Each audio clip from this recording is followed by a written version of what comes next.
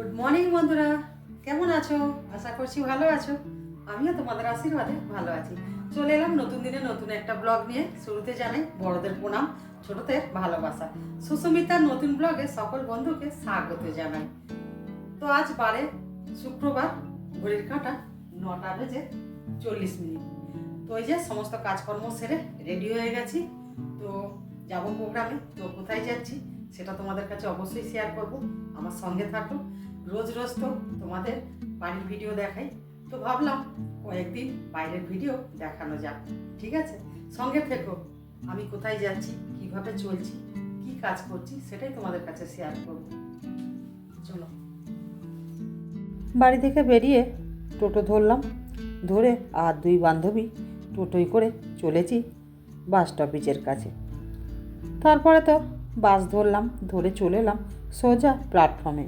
এসে টিকিট কাটলাম, কেটে নিয়ে উঠে পড়লাম ট্রেনে।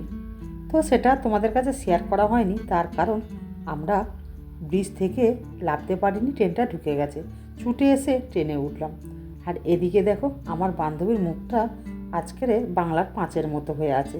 তার কারণ ওর কাছে না ফোনটা নেই, ওর ফোনটা ওর বড়মশাইয়ের কাছে আছে। আসলে ওর বড়মশাইয়ের ফোনটা খারাপ হয়ে গেছে, ফোনটা হাতে নেই, এই জন্য বাবুর মনটা খারাপ। তারপরে তো 8টা স্টপেজ করে চলে এলাম উলুবেড়িয়াতে।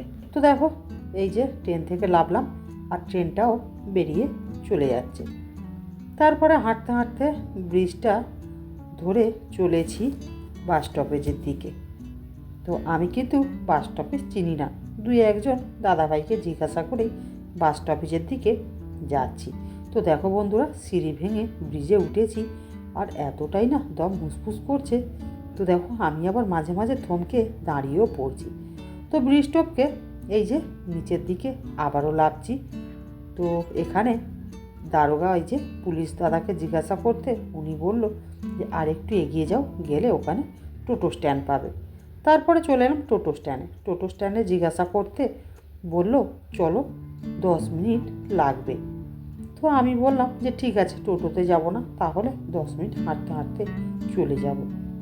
তারপরে বান্ধবীর খিদে পেয়েছে বলে আর একটু দোকানে দাঁড়িয়ে পড়েছে কিছু টিফিন কেনার জন্য। তারপরে তো টিফিন কিনে নিয়ে হাঁটতে হাঁটতে চলে এলাম বাস স্টপেজের কাছে।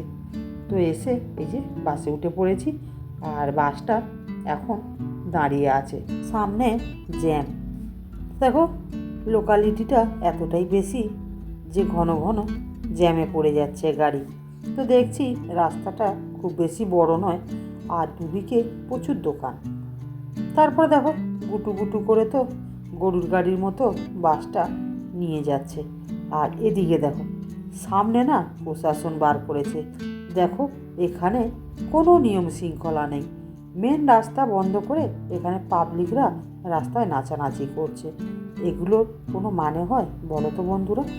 এখানে সরকারি কোনো আইন ব্যবস্থা নেই। যদি থাকতো এইভাবে মেন রোডের উপরে প্রশাসন বার করে নাচানাচি করতে পারতো না। আপাতত এক সাইড জ্যাম থাকলেও এক সাইড ছেড়ে দিতে পারতো, কিন্তু হয়নি। জানি না এখানে সরকার কেমন। তো যাই হোক, চলে এলাম তাদের বাড়িতে। তো যাদের বাড়িতে প্রোগ্রাম করব বলে এসেছি। তো প্রায় 45 মিনিট বাসে বসেছিলাম, তারপরে এলাম তখন 12টা বাজতে 10 মিনিট বাকি আছে। তারপরে দেখো এই যে রান্না বান্না করেছে, করে আমার বান্ধবীকে আর আমাকে এই যে খেতে দিয়েছে। তো দেখো কত কিছু আয়োজন করেছে। আর এদিকে দেখো যে ভদ্রলোকের বাড়িতে এসেছি উনি এপাশে খাওয়া দাওয়া করছে। যে ভদ্রলোকের বাড়িতে এসেছি ওনার কোমরের সমস্যা আছে, তো দেখো টি টেবিলে খেতে বসেছে। তারপরে তো প্রোগ্রামের ব্যাপারে আলোচনা করলাম, কথা বললাম। ওনাদের কিছু শারীরিক সমস্যা ছিল, তো সেইগুলো সলভ করার জন্যই আমি এসেছিলাম। তো এসে আর এই যে পিসেমশাইকে পিসিমাকে 5টা প্রোডাক্ট দিলাম, দিয়ে তারপরে কথা বলে আর আমরা এই যে বেরিয়ে পড়েছি বাড়ির জন্য। তো দেখো অটোয় করে যাচ্ছি আর রাস্তাটা দেখো কুপকুপে অন্ধকার। তো এখন বাজে কিন্তু 5:30। তারপরে তো গ্রাম্য রাস্তাটা ছেড়ে চলে এলাম একদম শহরের কাছে। তো এবারে যাচ্ছি স্টেশনের দিকে। ট্রেন ধরবো। তো আমরা এসেছিলাম প্রথমে উলুবেড়িয়া দিয়ে, কিন্তু আমরা এখন যাব বাগনানের উপর দিয়ে। তো বাগনানের কাছেই আমরা চলে এসেছি। বাগনানের ট্রেন ধরবো, ধরে তারপরে আমরা সোজা মেছেদায় পৌঁছে যাব। তো দেখতে পাচ্ছ এপাশে গাদিয়ারা আর বাগনানের বাস যাচ্ছে। তারপরে তো আমরা অটো থেকে নামলাম, নেমে হাঁটতে হাঁটতে সোজা চলেছি প্ল্যাটফর্মের দিকে। তো ওপাশেই টিকিট কাউন্টার। তারপরে তো চলে এলাম টিকিট কাউন্টারের কাছে। তো বান্ধবী এই যে টিকিট কাটতে চলে গেছে। আমরা সকালে রিটার্ন টিকিট কাটতেই পারতাম, কিন্তু ইচ্ছা করে কাটিনি। বাই চান্স যদি কখনো সমস্যা হয়, বাসে হয়তো আসতে হতে পারে, এই জন্য কাটিনি। তো এই জন্য যাওয়ার পথেও কাটলাম, আসার পথেও কেটে এসেছি। তারপরে দেখো টিকিট কেটে নিয়ে সোজা চলে এসেছি একদম প্ল্যাটফর্মে। আর ট্রেন আসতে এখনও মিনিট 10 বাকি আছে, এই জন্য একটু অপেক্ষা করছিলাম। আর দেখো এখানে এইসব মেয়েগুলো মেছেদা থেকে এসছে। এরা এসছে বাগনানে শপিং মলে শপিং করতে। দেখো ঠান্ডার সময় ইয়াং মেয়েরা কেমন শপিং করতে বেরিয়েছে। জানি না বাড়ির গার্ডিয়ানগুলো কীভাবে ছেড়ে দিল। যাই হোক, 10 মিনিট পরে ট্রেনটা তো চলে এসছে আসতে। আর এই যে লেডিস কম্পার্টমেন্টে উঠে পড়েছি।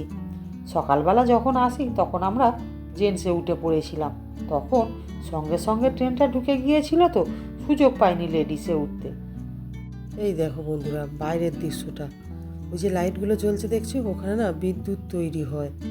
হ্যাঁ, ওটাকে নাকি থার্মুল বলে। আমিও তো ঠিক জানি না, তবুও তোমাদের কাছে বললাম। যাই হোক, কথা বলতে বলতে চলে তো এলাম মেছেদার রেল স্টেশনে। তো দেখো লেবও গেছি। আর এই দেখো কত যাত্রী ঘুরোঘুরি করে ব্রিজে উঠতে যাচ্ছে বাস ধরবে বলে। তো আমরা তো প্রায় বাড়ির কাছাকাছি চলে এসেছি, এই জন্য একটু দেরি করেই ব্রিজে উঠলাম ভিড়টা কমতে। ব্রিজটা টপকে চলে এলাম সোজা বাস স্ট্যান্ডে। ব্রিজের পাশেই বাস স্ট্যান্ড। এদিকে বাসওয়ালা দাদারা হাঁকছে কে কোন গন্তব্যস্থলে নিয়ে যাবে। তো আমরাও তো পাপা করে এগিয়ে গেলাম বাস ধরবো বলে। তো এখন বাজে প্রায় 8টা। তো চলো বন্ধুরা, সারাদিন অনেক জার্নি করলাম, আর সারাদিন প্রোগ্রাম, গাড়ি ঘোড়ায় চড়া, এগুলো করে করে প্রচুর ক্লান্ত।